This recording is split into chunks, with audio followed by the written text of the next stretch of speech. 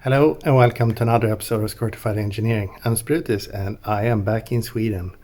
I've been gone for 2 weeks, not that you noticed that in the video releases. Maybe if you look at my Instagram you will see a big jump in between posts.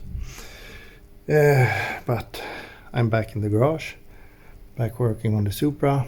I have prepared a few things. So I have the gas regulator for CO2 standard. I have adapters between the different regulator standards and sealing washers, nylon or something for those fittings.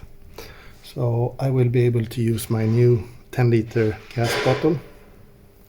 So I think I will need to take a look, but I think I will have another go at the pipe that connects to the outlet of the intercooler with my plastic spacers, just so that it's aligned properly. And also I might sacrifice one of the HD clamp weld-on fittings to make a stop, so that I can pressure test leak test the compressor housing of the turbo, but also I can cap off in different sections just to test a specific area. So I might need it in the long run anyway, but I will see where we end up. So here we have one of those weld-on ends for the HD clamps and a piece of aluminum that I will weld to this. Everything is wiped off. I will wipe off the tungsten as well as the filler rod and then get started. So here we have everything set up. So I will put the tack and just walk my way around it and then seam weld it. I've also bought these welding gloves for TIG welding from Biltema. We will see how these works. They are a bit more nimble than normal welding gloves, so hopefully they would be fine.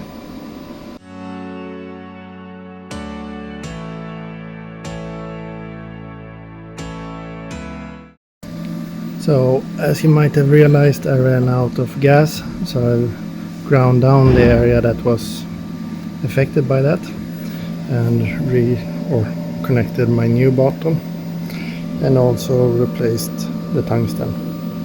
Let's try again. So this is what I managed to do today. We do have some areas that look better than others, and here again is the area where I ran out of gas. I filed it down, changed the tungsten, tried to re-weld it, but perhaps the contamination is just hidden beneath the surface, or I don't know. It didn't work out so well in this area, so we will see. I hope we are good, at least, so airtight. And there will be many more projects or things to weld that I can practice on. And what else? So here you also see a new gasket, and here is a small clip of me talking about the regulators. My new argon gas bottle is of a different standard, so we need a CO2 regulator because of the diameter, so 21.8 millimeter, normal thread, right hand.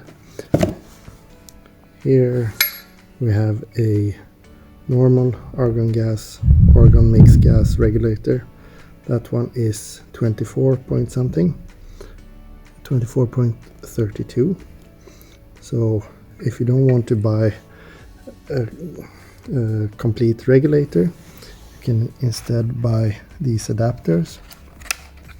So these will thread on the bottle, which have the 21.8 millimeter, and give you the 24.32 diameter thread, made thread, to work with your normal argon gas regulator. You would also need these gaskets, and if you go the other way, then you need a different set of gaskets. So now I'm fully covered. So yeah, I'm all set now with regulators. I think I have, so here I have two argon gas regulators, so 24.32 diameter threads, and one CO2 21.8 millimeter thread. So, and also a bunch of adapters now, so I should be set, as well as new gaskets. So the one that I had here, it's been unused for a long time. I think this should be of higher quality than the other ones, but the gasket for that one was broken, so it leaked quite a bit, so I haven't used it. I didn't want to steal the gaskets from the other ones, but now it's got a new gasket, so perhaps I'll try it. Not really sure what will change, but yeah.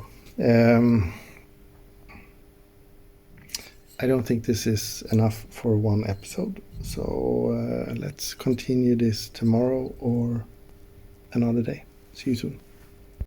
Hello again. So it's another day, actually another week, and we are continuing on the same episode, and I have two things that I would like to take care of. Well, one thing that I can take care of today, and the other one is something that I can get started on. The first thing is to redo the HD clamp installation on the outlet of the intercooler. When that is done, I can take down the intercooler and continue the work with the the main task many months ago, installing the new engine oil cooler and power steering oil cooler and the lines for the power steering oil cooler. So yeah, let's go. And this is what I want to correct if needed. So I will remove the clamp, put my spacers in place, and see if this end aligns with the target, which is behind here. So I would remove the dump valve and see if I'm right or wrong. But first I want to try some things with the welder. So I've gone back to a ceramic hood, and I've cut a few coupons. So I will warm up on these and test a few things. So that weld was the first one. Then I did a few tacks and did that nasty bit, and then did that. I'm thinking that the dull look is because of me putting too much heat into it, as this one is a bit more shiny. Then I did this one. Yeah, it worked. And then I did this one on the other side, which is more consistent. But yeah, it's dull. But if it is because of me having too much heat into the piece, then yeah. Okay, let's move on. So here we have my guides, and I think we are okay actually. I'm surprised that it went so well. I still have the O-rings in place, so that is a little bit in the way for them, for these spacers. But yeah, the pipe is in the silicone coupler, and I mean, considering what this looks like, I think I'm quite happy with this. So that would mean that we can continue to take down the intercooler and so on. But unfortunately I need to run and collect a few packages, so I think I will have to end this episode here. So thank you very much for watching. Please comment, like and subscribe. Stay safe. Take care. Bye bye.